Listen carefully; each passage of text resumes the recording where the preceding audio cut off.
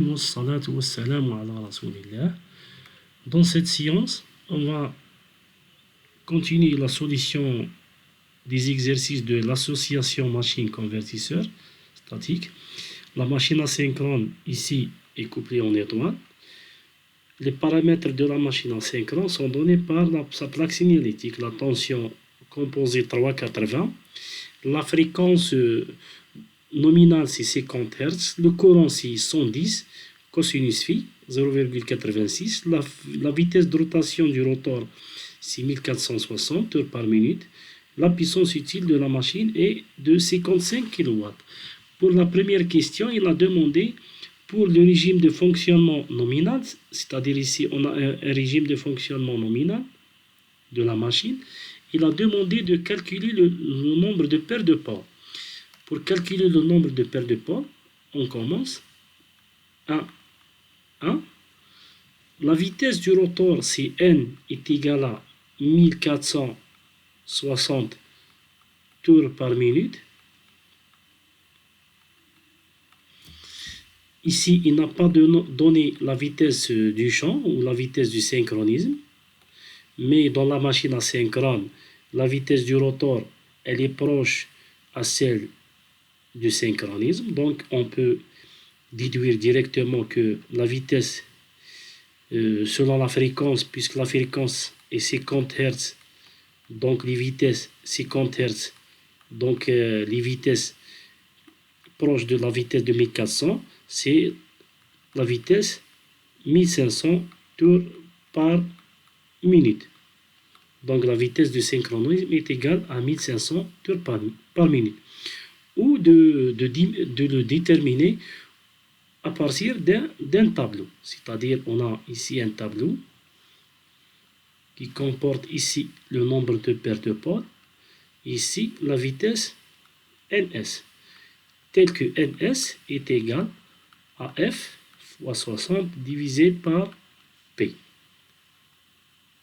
On va faire un petit calcul afin de déduire le nombre de paires de pôles. Si on suppose que le nombre de paires de pôles est égal à 1, le calcul ici devient la fréquence est de 50 Hz.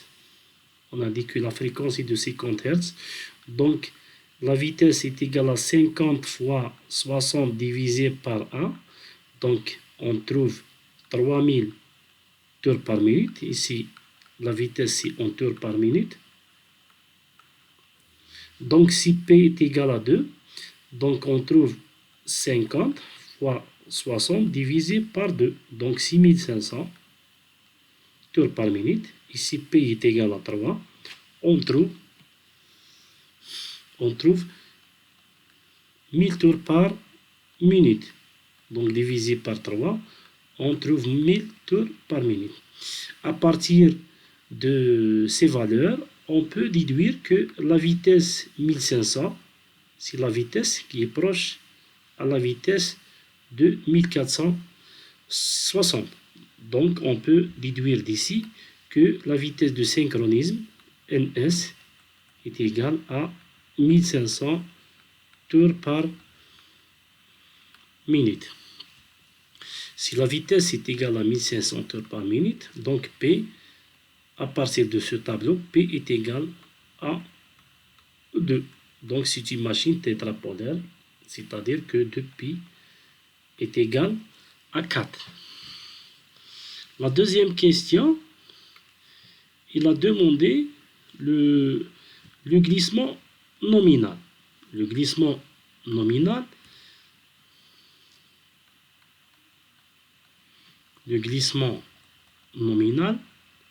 G nominal est égal à ns moins n nominal divisé par ns. Donc, ns c'est 1500 moins 1460, c'est la vitesse du rotor, divisé par 1500.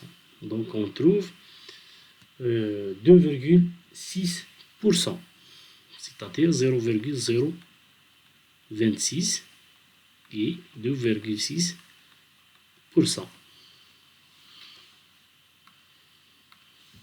Donc on a ici le nombre de paires de pôles.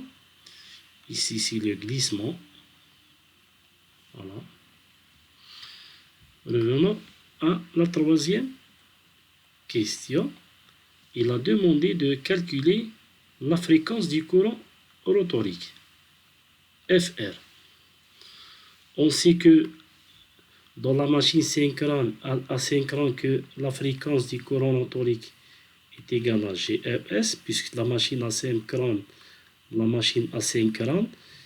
elle a deux rapports de transformation. Rapport de transformation en fréquence, qui le glissement, c'est FR divisé par FR. Pourquoi deux rapports de transformation? Parce que là, le schéma équivalent de la machine asynchrone est équivalent à celui d'un transformateur dont le secondaire est en court-circuit. Dans le secondaire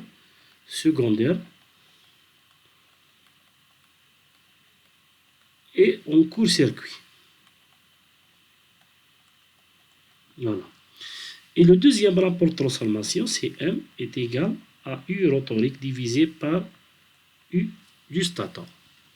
Donc, à partir de cette expression, on détermine que FR, la fréquence du courant rotorique, est égale au glissement qui est 0,26 fois la fréquence du courant statorique, c'est 50, on trouve 1,3 Hz.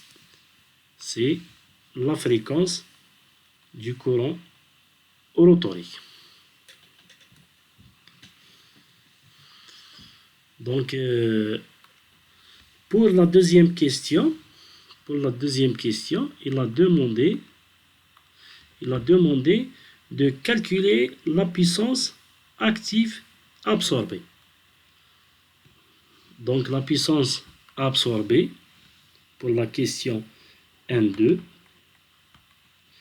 il a demandé de calculer la puissance PA nominale. PA nominale est égal à racine de 3 U nominale, cosinus phi nominal. Donc, il est égal à racine de 3 U nominale, c'est la tension composée, est égale à 3,80 fois le courant, c'est 106 fois un cosinus phi qui est égal à 0,86. Donc la puissance absorbée nominale est égale à 60 kW. 60 kW. Donc la puissance absorbée ici est de 60 kW. Par la suite, il a demandé de calculer le rendement nominal. Le rendement nominal est donné par le rendement nominal N nominal est égal à la puissance utile divisée par la puissance absorbée. Donc on a ici la puissance utile, c'est 55 kW. Donc divisé par la puissance absorbée, c'est 60. Donc on trouve un rendement de 91,6%. Voilà. Ça, c'est le rendement.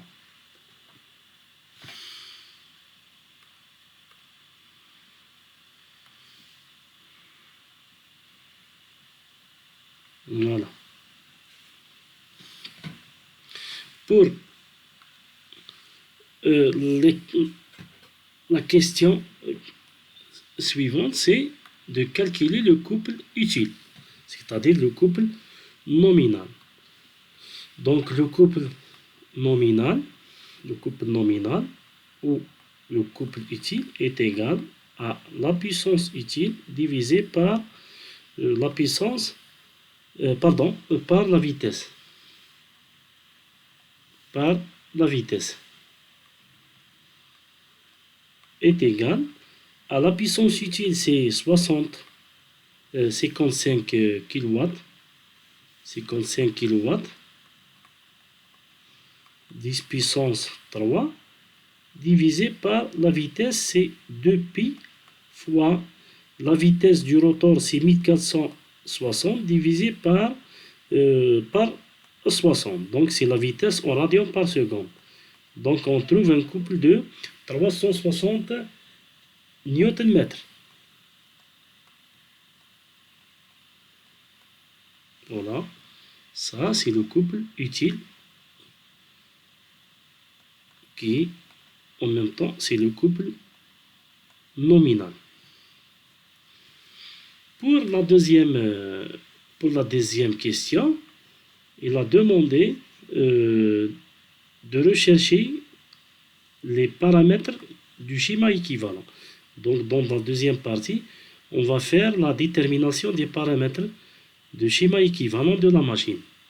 Donc, pour cette question, le schéma équivalent d'une phase statorique est donné par la figure en face. On néglige la résistance statorique. Ici, il a négligé la résistance des roulements statoriques. Il a négligé aussi les pertes mécaniques et les pertes ferromagnétiques. Donc, ce qui est bien montré dans la figure, on n'a pas ici la résistance statorique, ici, et on n'a pas la résistance qui représente les pertes fer dans la branche magnétisante. Donc, on continue la solution.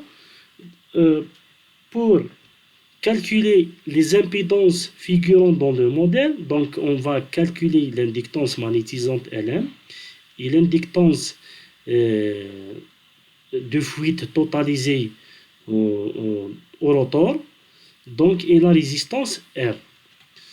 On va faire deux essais, c'est-à-dire pour calculer les paramètres de ce schéma équivalent, on va faire le premier essai, c'est l'essai à vide. Directement, l'essai à vide est fait sous tension nominale, donc 380, où la vitesse du rotor est égale à la vitesse du synchronisme. Le courant absorbé dans cet essai à vide est de 50 ampères. Il a demandé par la suite, il a fait un autre essai, c'est l'essai à rotor bloqué ou l'essai à rotor calé. Le moteur est alimenté par une tension réduite, c'est-à-dire on ne peut pas faire un essai à rotor bloqué pour une tension nominale, puisque le courant est très élevé. On va faire une tension réduite, c'est-à-dire une tension nominale divisée par 10. La puissance absorbée dans cet essai en court-circuit est de 960 watts. L'intensité de courant de court-circuit qui circule dans la machine est de 70 ampères. Pour la première question, il a demandé de calculer les paramètres de la machine à vide. Pour le fonctionnement à vide, on a le premier point, c'est de 1. Le premier point de 1. Donner le modèle équivalent pour le fonctionnement à vide. On sait que pour le fonctionnement à vide, le glissement est égal à 0, puisque la puissance, la vitesse du rotor est égale à celle du champ. Donc, N rotorique, la vitesse du rotor est égale à la vitesse du champ. Donc, NR presque est égal à NS. Donc, le glissement est nul. Pour un glissement nul, on trouve que le schéma équivalent devient comme suit. Si on fait la loi des miles ici, voilà. La somme des tensions V est égale à l'inductance plus la résistance fois le courant qui circule dans le rotor. Le courant qui circule dans le rotor, IR. Voilà. Donc, on a la résistance R sur G plus G L2 oméga fois I du rotor. Donc, si on veut trouver le courant motorique, est égal à V divisé par R sur G plus GL2 oméga. Le module du courant est donné par cette valeur, IR, ou cette expression, c'est V divisé par la racine de R sur G au carré plus L2 oméga au carré. Si on a ici un glissement nul, donc si G est égal à 0, donc le RR sur G au carré, il tend vers l'infini. C'est-à-dire que le courant IR est égal à V sur l'infini. Donc le courant motorique est nul. C'est pour cela, dans l'essai à vide, le schéma équivalent de la machine est le suivant. Donc, la deuxième branche du rotor est éliminée. Il reste justement seulement l'inductance magnétisante LM. On a ici le courant I à vide et la tension nominale V nominale. Donc, à partir de ce schéma, on peut calculer l'inductance LM qui est égale à V sur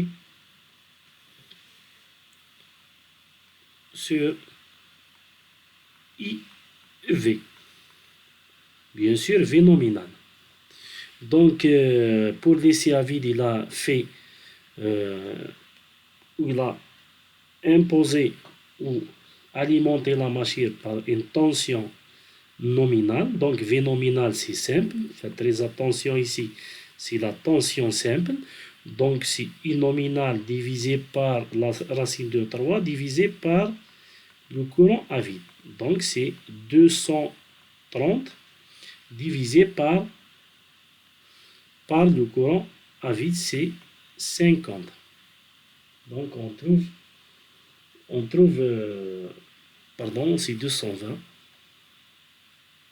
380, c'est 220 ici. Puisque 380 divisé par la racine de 3 est égal à 220.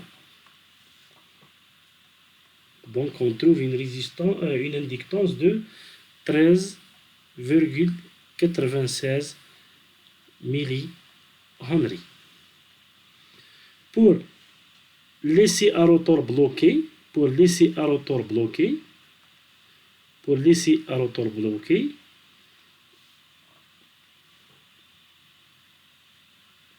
voilà. On considère que le courant absorbé par l'inductance magnétisante est négligeable. Ici, il a posé que dans l'essai à rotor bloqué,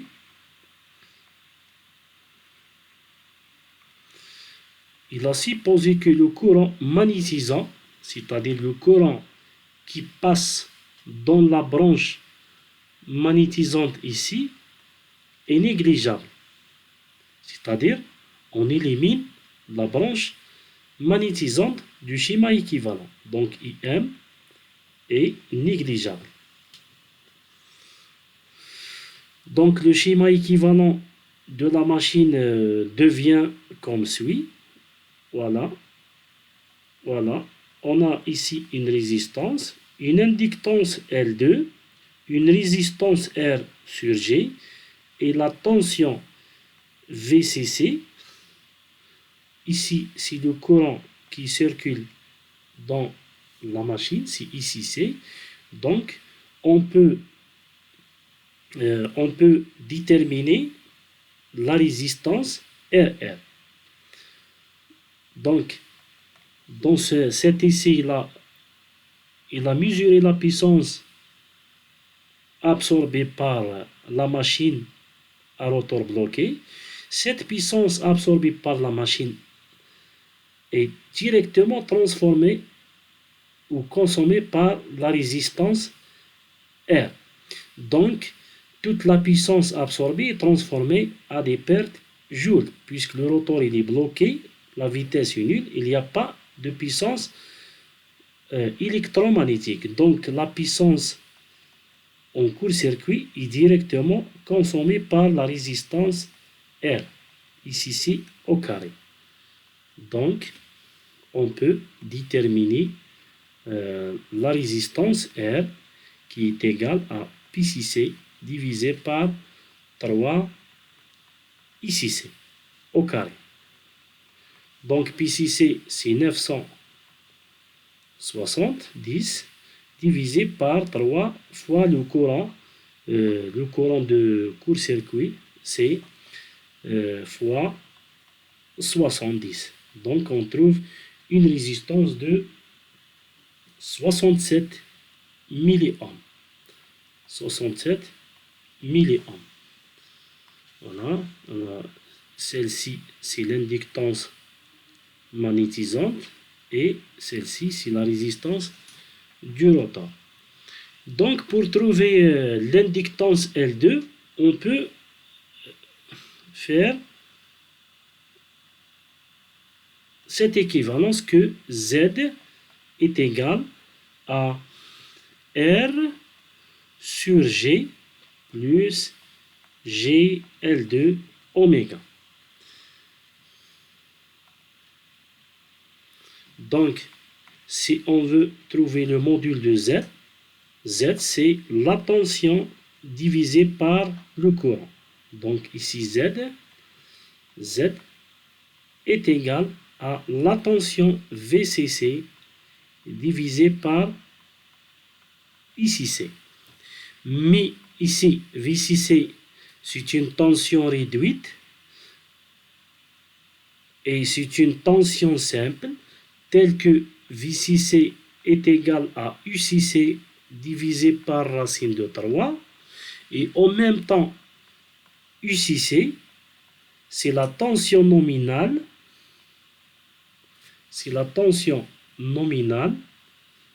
divisée par la racine de 3.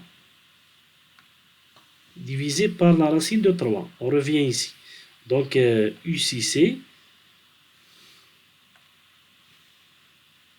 est égal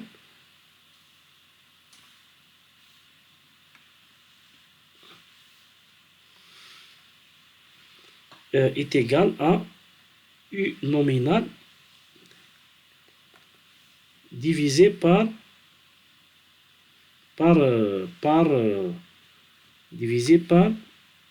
racine de 3. Voilà. Revenons à la deuxième page. On continue ici.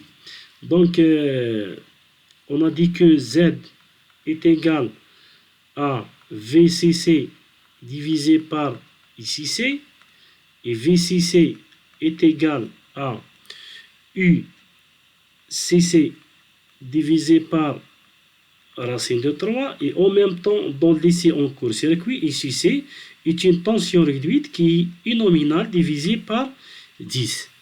Donc on remplace UCC ici, on trouve que VCC est égal à U nominale divisé par 10 fois racine de 3. Donc, et VCC, on le remplace ici. Donc, Z est égal à U nominal divisé par 10 fois racine de 3 fois le courant ici. Voilà, c'est l'expression finale de Z. Et en même temps, Z est égal à la racine de R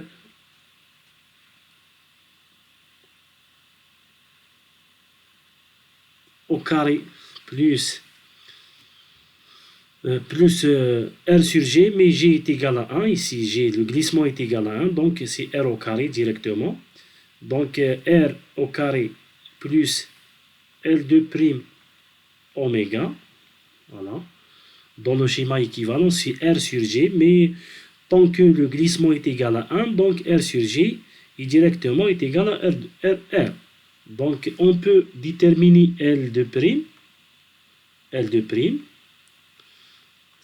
est égal à Z au carré moins R au carré. Donc, application numérique. Donc, Z carré, on a ici Z est égal à U nominal divisé par 10 fois racine de 3 fois ici C,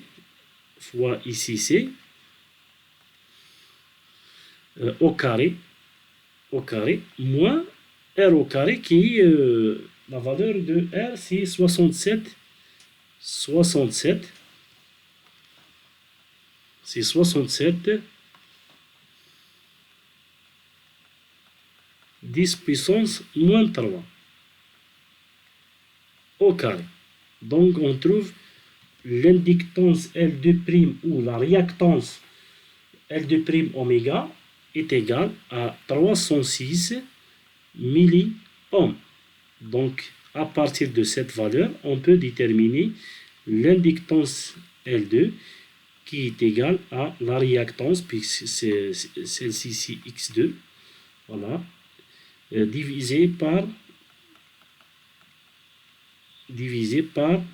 314. Donc L2 est égal à 0,97 millihenry. Voilà. Donc le schéma équivalent, on a déterminé les paramètres du schéma équivalent. Pour la deuxième partie de cet exercice, il a passé à la loi V sur F constant, et on suppose que dans la suite de l'exercice que la résistance est égale à 66 milliohms et l'inductance L2 est égale à 1 millihenry.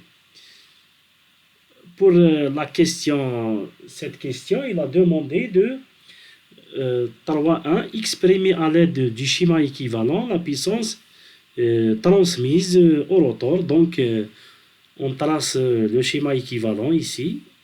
On a l'inductance magnétisante, on a ici l'inductance L2 et la résistance R sur G. On a ici c'est le courant rotorique L2' et Lm. Ici c'est le courant I statorique. Selon la loi d'Email, on peut trouver directement le courant rotorique qui a été déterminé précédemment dans la question précédente. La puissance transmise au rotor, est égale à la valeur des pertes joules, puisqu'on connaît que les pertes joules au rotor est égal au glissement fois la puissance transmise. Donc la puissance transmise est égale aux pertes joules rotoriques divisé par le glissement. Donc et on sait que les pertes joules au rotor est égal à 3 R IR au carré. Donc c'est 3 R IR au carré divisé par le glissement. C'est la puissance transmise au rotor. Donc, et déduire le moment du couple électromagnétique, c'est EM. Donc, le couple électromagnétique, on peut le déterminer à partir que la puissance transmise au rotor est égale au couple électromagnétique fois la vitesse oméga s. Donc le couple électromagnétique CEM est égal à la puissance transmise divisé par oméga s. Donc le couple électromagnétique devient 3 R. On remplace la puissance transmise de cette expression dans le couple électromagnétique. On trouve 3 R IR au carré divisé par G oméga S. Tel que IR a été démontré dans la question précédente, que IR est égal à V divisé par RR sur G plus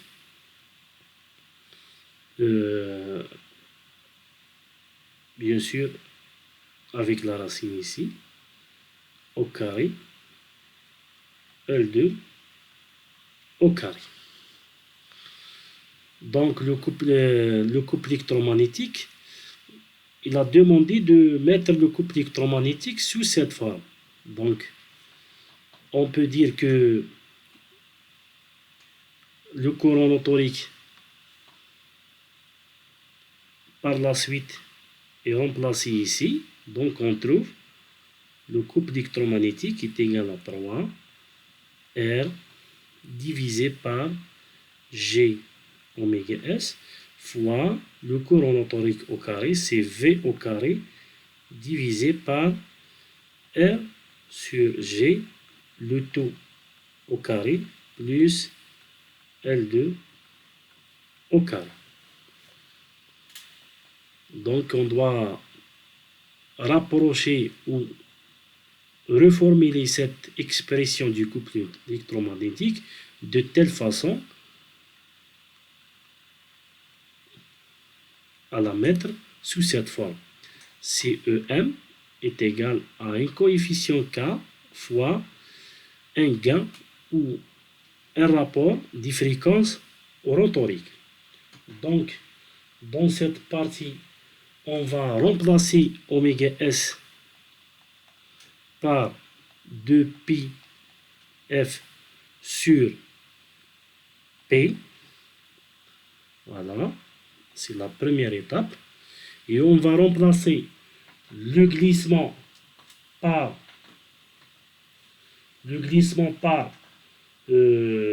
la fréquence rotorique, la pulsation oméga, on doit la remplacer par 2πf.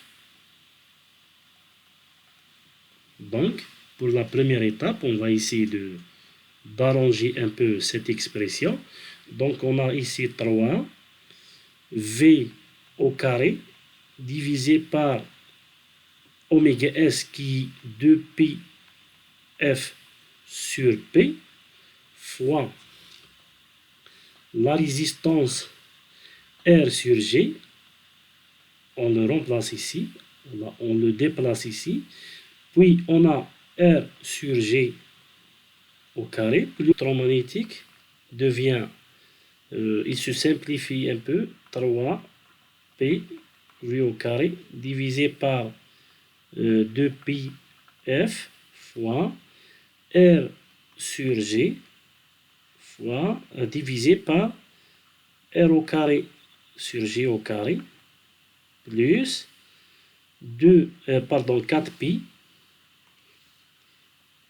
4pi au carré F au carré fois L2 au carré.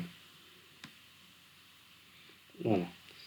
Et connaissant que, et en même temps que F est égal à FR sur G, donc on remplace ici F par FR sur G, donc le couple devient CEM est égal à 3P V au carré divisé par 2pi F fois R sur G sur R au carré sur G au carré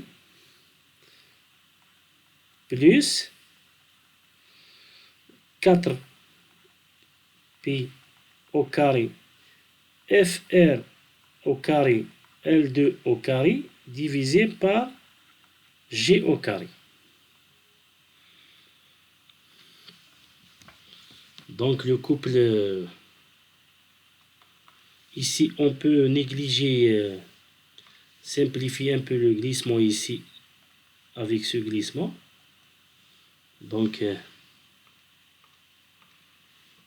voilà.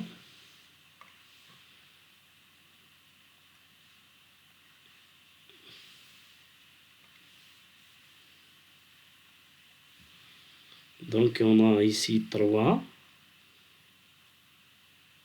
P fois V au carré divisé par 2pi F fois R fois G. On remonte G ici vers le numérateur. Donc on a R au carré plus 4pi au carré FR au carré L2 au carré. Si en multipliant fois F et on divise par F, donc on trouve, on déplace F ici, devient F au carré, donc on trouve 3P fois V au carré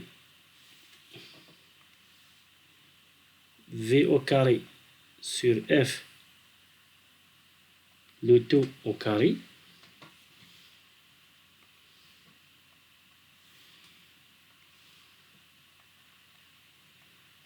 voilà, divisé par 2pi, 2pi fois R fois G fois F divisé par R au carré plus 4pi au carré FR au carré L2 au carré.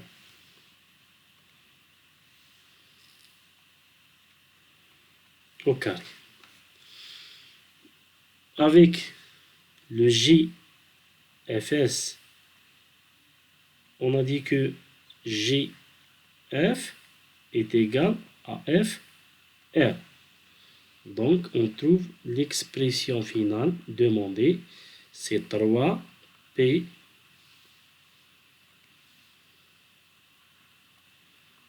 divisé par 2pi fois la loi V sur F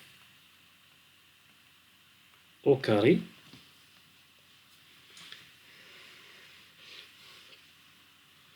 fois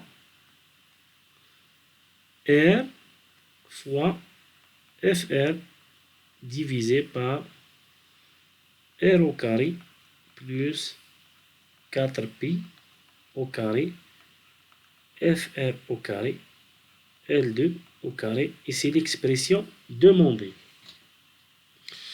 Par la suite, il a demandé dans la question 3.2, dans la question 3.2, il a demandé de montrer que le couple électromagnétique pour les faibles glissements ou les faibles valeurs de FR, on peut écrire que le couple électromagnétique est égal ou peut être réécrit sous cette forme. On sait que pour les faibles glissements, pour G faible, donc on a R sur G est plus grand que L de oméga. Donc pour les faibles valeurs de G, pour cette expression, R est plus grande que 4 pi au carré FR au carré L2 au carré. Donc on peut rapprocher cette expression ou cette quantité pour les faibles vitesses, c'est-à-dire au régime nominal, sur la caractéristique couple vitesse. La caractéristique couple vitesse est comme suit. Voilà. Au régime nominal, c'est celui-ci. Dans ce régime, G est faible. C'est-à-dire G est faible. La vitesse du rotor est presque égale à la vitesse de synchronisme. Donc si le G est faible, c'est-à-dire que la fréquence du courant rotorique est très faible, qui est G fois Fs. Donc cette quantité est négligée devant R au carré. Le couple électromagnétique peut se réécrire comme suit. CEM est égal à 3 P divisé par 2pi fois V au carré divisé par F au carré, ou directement V sur F au carré,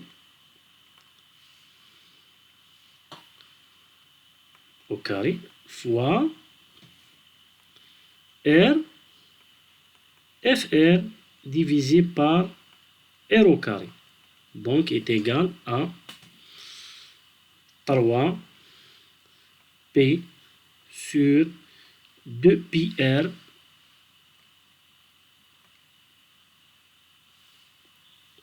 sur 2pi fois R fois V sur F au carré fois la fréquence FR. Voilà. Tel que A, par identification, il a demandé d'écrire ce couple électromagnétique est égal à A fois V sur F, le tout au carré, fois FR. Par identification, on trouve que A est égal, tel que A est égal à 3 P divisé par 2pi R. Donc on trouve que A est égal, par application numérique, est égal à 3 fois 2 divisé par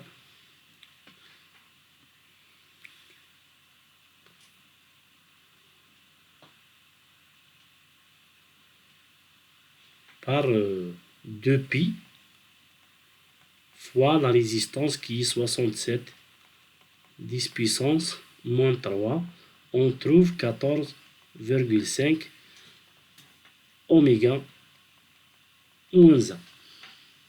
Voilà.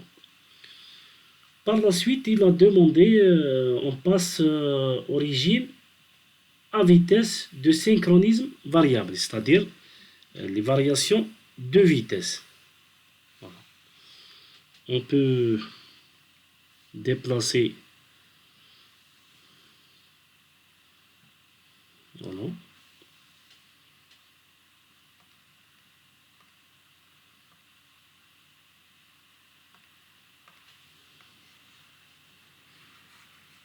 Donc, dans la partie 4, on commence par la variation de vitesse en utilisant la loi V sur F constant.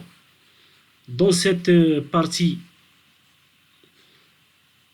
le moteur est alimenté par un convertisseur de fréquence, c'est-à-dire on va faire la loi V sur F constant.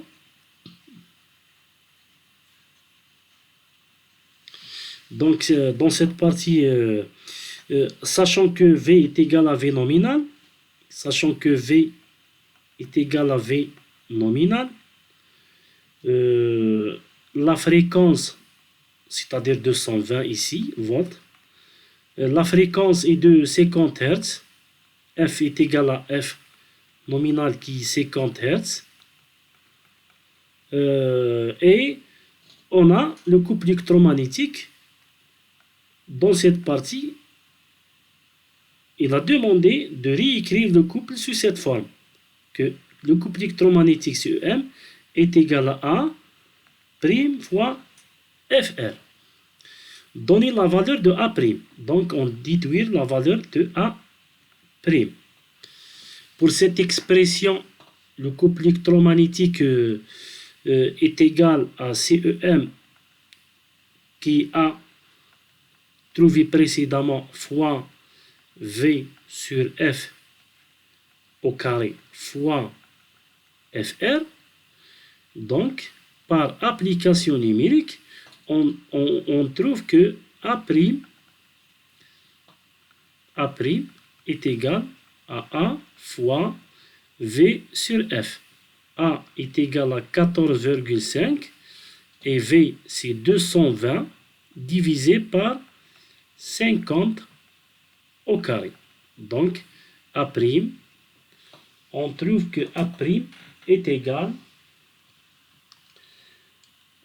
à prime est égal à 280. 280. Voilà. Donc le couple électromagnétique par la suite peut se réécrire comme suite 280 fois FR.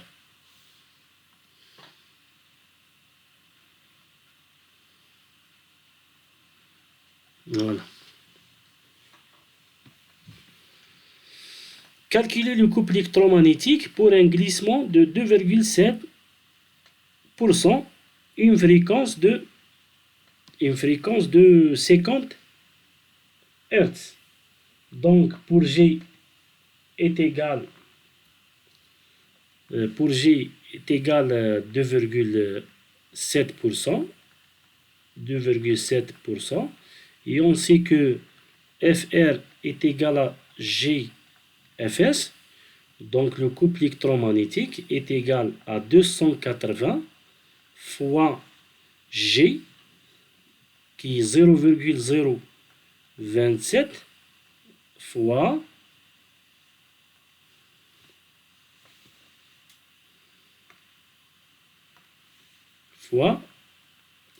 la fréquence c'est 50. Donc on trouve un couple électromagnétique de 376 Nm. Voilà.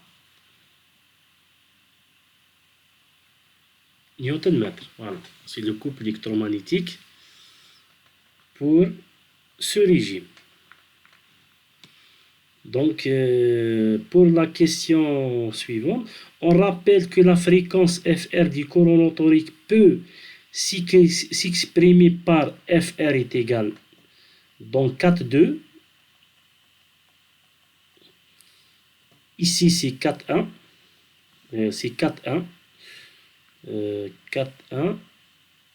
4,1. Ici, c'est 4,1.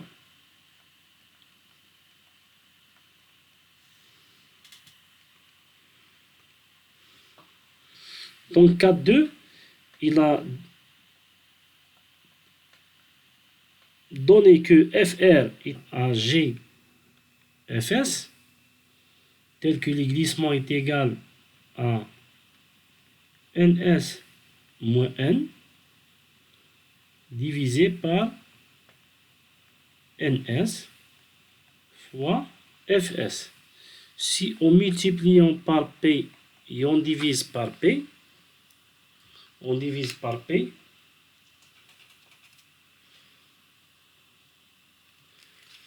donc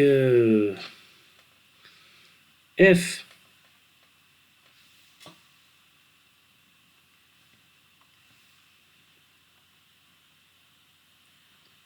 sur p est égal à ns, donc elle se simplifie avec cette ns, donc il ne reste que fr est égal à p fois ns moins n. Donc on a démontré que fr est égal à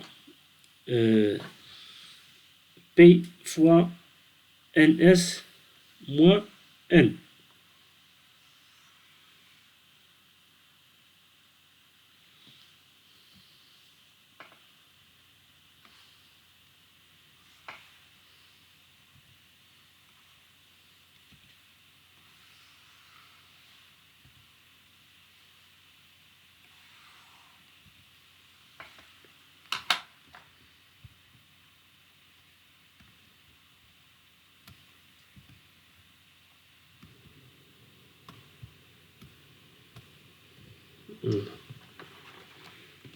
Donc, on continue.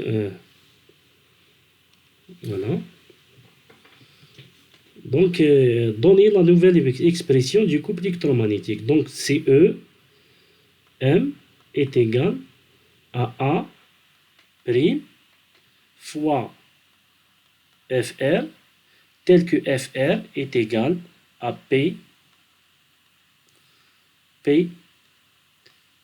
NS moins N.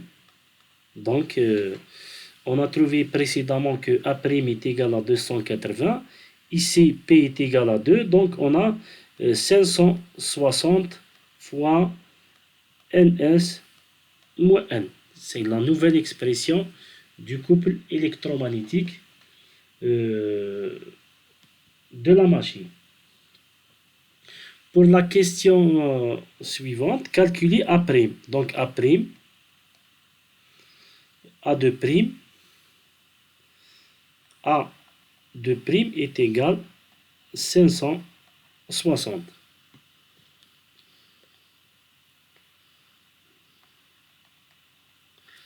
Donc, donner l'allure de la caractéristique couple vitesse pour les fréquences de 12,5 et 50. Voilà.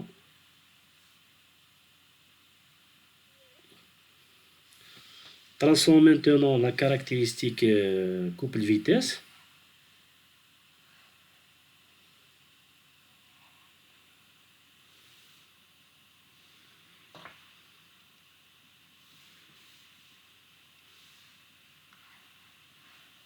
Voilà. Pour F est égal à 50 Hz. On revient ici, c'est mieux. F est égal à 50 Hz. On a un couple électromagnétique qui a été trouvé dans la première partie, c'est 360 Nm et une vitesse de rotation nominale, c'est 1460 tours par minute. Et une fréquence, une vitesse de synchronisme, NS, c'est 1500 tours par minute. Donc, la vitesse de synchronisme NS est le point de synchronisme, c'est le point à vide. Voilà, c'est le premier point. Ici, on a NS est égal à 1500 tours par minute. Celui-ci, c'est l'axe des vitesses. Ici, c'est le couple. on peut tracer en fonction de n, c'est la vitesse en tours par minute. Donc, le deuxième point pour tracer la caractéristique couple-vitesse pour la fréquence 50 Hz, on a besoin d'un deuxième point qui est le point nominal. Le point nominal a les caractéristiques suivantes, c'est 1460, la vitesse 1460, presque ici, avec un couple électromagnétique de 360. On peut le placer ici. Par exemple, ici, on a un couple électromagnétique de 360. Voilà, c'est le couple utile. Le couple utile, c'est 360 Nm. Voilà. Donc, on a ici deux points. Le premier point, c'est celui du synchronisme, et le deuxième, donc, on a la caractéristique couple-vitesse comme suite. Voilà. C'est la première caractéristique pour une fréquence 50 Hz. Pour f est égal 12,5 Hz, on peut calculer la vitesse de synchronisme, ns. Donc, ns est égal à f fois 60 divisé par p. Donc, ns est égal à f qui est 12,5 fois 60 divisé par 2. On trouve une vitesse de 375. Donc, à peu près ici. Voilà. Donc, ici, c'est ns, par exemple, prime, pour la deuxième fréquence, qui est f'. ns prime, c'est 375. Donc, ns, on peut écrire ns ici, prime,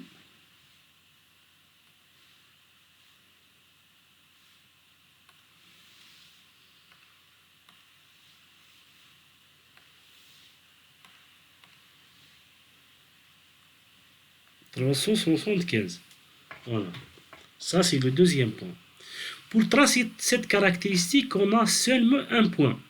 Mais pour le même couple électromagnétique, pour la même machine, la variation de la fréquence, si on fait la variation de la fréquence, on trouve une famille de courbes telles que les courbes, la caractéristique couple-vitesse, elle se déplace, mais ces familles de courbes ont la même pente, c'est-à-dire que la deuxième courbe pour une fréquence de 12,5, on trouve une caractéristique couple-vitesse parallèle à celle de la fréquence 50. Donc, on peut tracer le parallèle de la première caractéristique. Voilà. Donc, on trouve la deuxième caractéristique. Donc, l'intersection avec le couple électromagnétique nominal nous donne la nouvelle vitesse de rotation. L'intersection nous donne la nouvelle valeur de la vitesse de rotation. Voilà.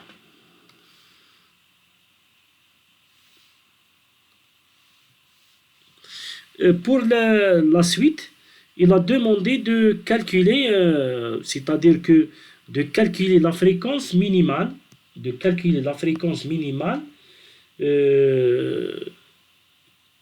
pour que la machine doit délivrer son couple nominal. Donc là, on trouve que on doit utiliser cette expression. Voilà. Cette expression. Donc, la variation de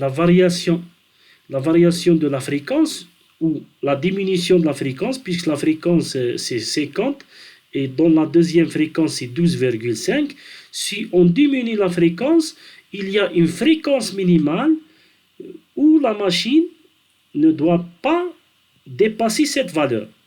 Donc, cette courbe se déplace jusqu'à ce point, jusqu'à ce que la vitesse de synchronisme déplace à un point qui est l'écart entre la vitesse du synchronisme et celle de la vitesse du rotor. C'est-à-dire, si on trouve la valeur de la vitesse de glissement qui est égale, par exemple, NG est égal à NS moins NR. NS moins NR. On a ici NG, c'est 1500, pardon. NR, c'est 1460. Donc, l'écart, c'est 140. Voilà.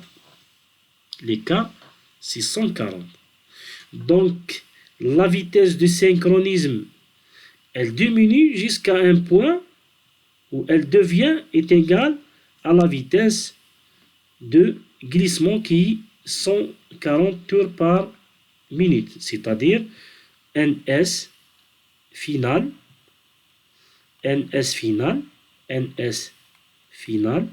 est égal à 140 tours par minute. C'est la vitesse critique qu'on ne doit pas diminuer au-delà de cette valeur. Donc, si on revient à la valeur ici, 140, c'est-à-dire que la vitesse du rotor est égale à 0. Donc, pour cela, le couple électromagnétique, c'est-à-dire quelle est la valeur de la fréquence minimale que la machine reste développée sans couple nominal.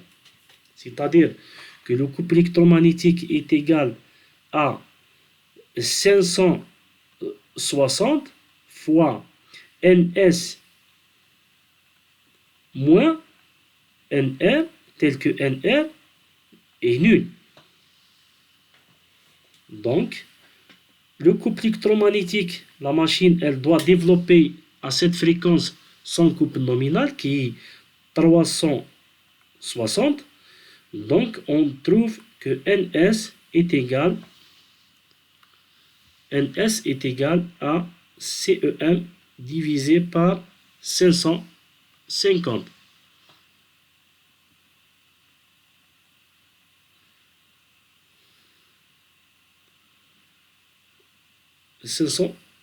Pardon.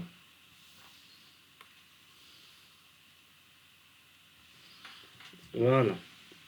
Donc, NS ici est égal à 360 divisé par 560.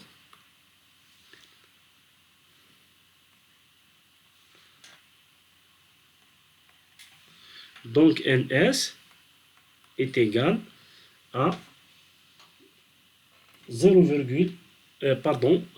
360 divisé par c'est 0,64 tours par seconde. Tours par seconde. C'est-à-dire, si on veut trouver par tours par minute, en multipliant par 60.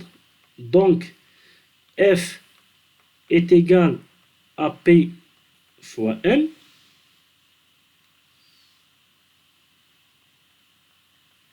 Donc, P est égal à 2, multiplié par 0,64, on trouve 1,28. 1,28 Hz. Et si la valeur minimale, de la fréquence où la machine développe son couple nominal. Voilà. Pour la prochaine séance, on va faire un TD sur la commande vectorielle.